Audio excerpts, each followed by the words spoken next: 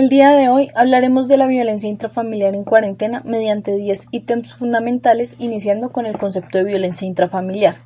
La violencia doméstica o violencia intrafamiliar es considerada como un tipo de violencia interpersonal que se da entre las personas de un mismo núcleo con las que se convive continuamente, generando un daño físico o psicológico. Esta convivencia puede ser de una forma directa, como son los padres, hijos, hermanos, o de una forma indirecta, como son los padres o esposos que no conviven con la familia o quienes están en los grados de afinidad. La Organización Mundial de la Salud se pronunció considerando que no solo se afecta el núcleo familiar, sino a la sociedad en general, ya que se atentan contra los derechos humanos de quienes son sus principales víctimas, considerando esta violencia como un problema de salud pública debido a la fuerza física y el poder que se genera en la misma. En el segundo ítem están los tipos de violencia intrafamiliar. En él encontramos la violencia física, en la cual una persona arremete en contra de uno de los miembros de la familia para generarle algún daño en su integridad física.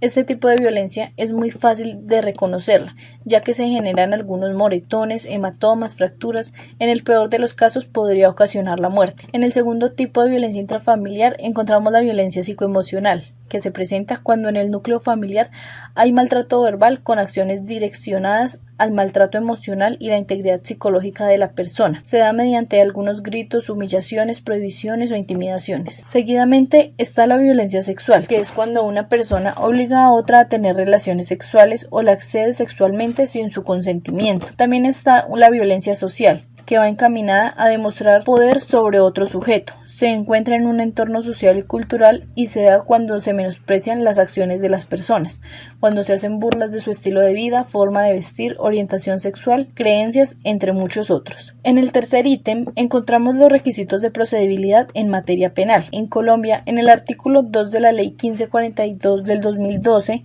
mediante la cual se reforma el artículo 74 del Código de Procedimiento Penal, se excluyó el delito de violencia intrafamiliar de los delitos que requieren querella para iniciar la acción penal. Debido a esto, al no ser la violencia intrafamiliar un delito querellable, no procede la aplicación del artículo 522 del Código de Procedimiento Penal, que establece como requisito de procedibilidad la conciliación para el ejercicio de la acción penal, permitiendo la protección de aquellas personas vulnerables. Este tipo penal de violencia intrafamiliar es de carácter subsidiario. En consecuencia, solo será aplicable cuando el maltrato físico o psicológico no esté sancionado por otro delito con pena mayor, conforme lo establece la Corte Constitucional colombiana. En el cuarto ítem están los 4 elementos esenciales de la violencia intrafamiliar. El primero de ellos es la oficiosidad y debida diligencia. La Fiscalía tiene el deber de investigar los hechos que constituyen violencia intrafamiliar de manera oficiosa, bajo el estándar de la debida diligencia, y brindar un recurso adecuado y efectivo que se conduzca bajo el principio de la celeridad. En el segundo elemento encontramos que no es conciliable. La violencia intrafamiliar no es un delito conciliable, toda vez que no es un delito querellable. En el tercer elemento encontramos un enfoque centrado en la víctima. En las actuaciones judiciales a cargo de la Fiscalía se deben tener especial cuidado en no juzgar a las víctimas por su actuación en relación con el delito de violencia intrafamiliar, ni en revictimizarlas. Como cuarto elemento esencial está el deber de denuncia. Por tratarse de un delito investigable de oficio, los particulares y los funcionarios públicos que tengan conocimiento del delito de violencia intrafamiliar deberán denunciarlo en los términos establecidos. En el quinto ítem encontramos los elementos del tipo penal de violencia intrafamiliar.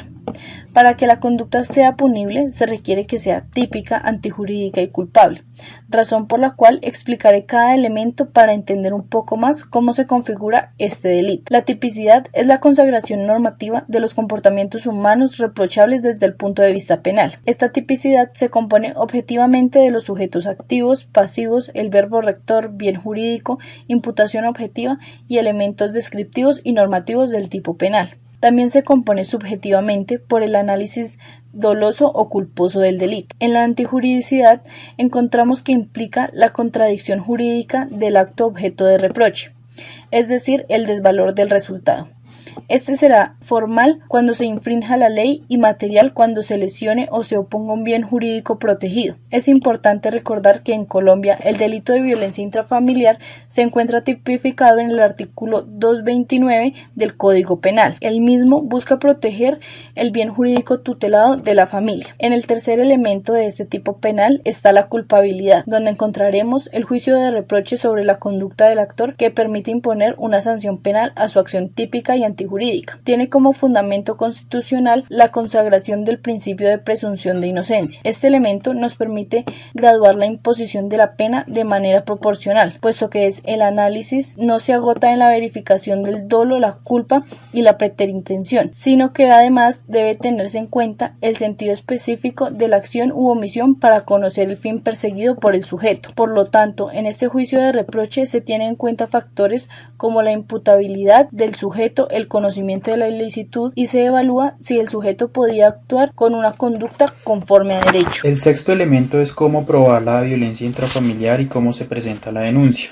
En este sentido es importante resaltar que la denuncia puede ser presentada de manera presencial o escrita por la víctima o un tercero, donde es importante especificar tiempo, lugar y descripción de los hechos. Donde denunciar: en las salas de recepción de denuncia, en las casas de justicia, estaciones de Policía Nacional, comisarías de familia, centros de atención penal integral a víctimas, de forma escrita en las oficinas de asignaciones de la Fiscalía a nivel nacional o en los centros de contacto de la Fiscalía. En los casos de existir algún daño corporal es importante acudir primero a una institución prestadora de salud donde se atiendan urgencias. Ahora bien, con el fin de apoyar la investigación y aportar elementos materiales probatorios, evidencia física e información legalmente obtenida, es deber del primer respondiente o funcionario de policía judicial el indicar a la víctima la necesidad de acercarse a los institutos forenses en donde practiquen el dictamen necesario para medir los daños sufridos, aclarando que este dictamen debe ser en un tiempo razonable para que se puedan valorar los daños ocasionados a la víctima. Es deber de la policía judicial la investigación de los hechos y la debida judicialización, y se deben recolectar los elementos probatorios que permitan apoyar la investigación y con los que el fiscal crea que es necesario para desvirtuar la presunción de inocencia que existe sobre el indiciado, entre los cuales pueden existir pruebas documentales, testimoniales, periciales, entre otras. Ahora, como séptimo elemento, tenemos la violencia intrafamiliar en diferentes actores como niños, niñas y adolescentes, las mujeres y casos en comunidades indígenas. Los niños, niñas y adolescentes en esta lucha contra la violencia infantil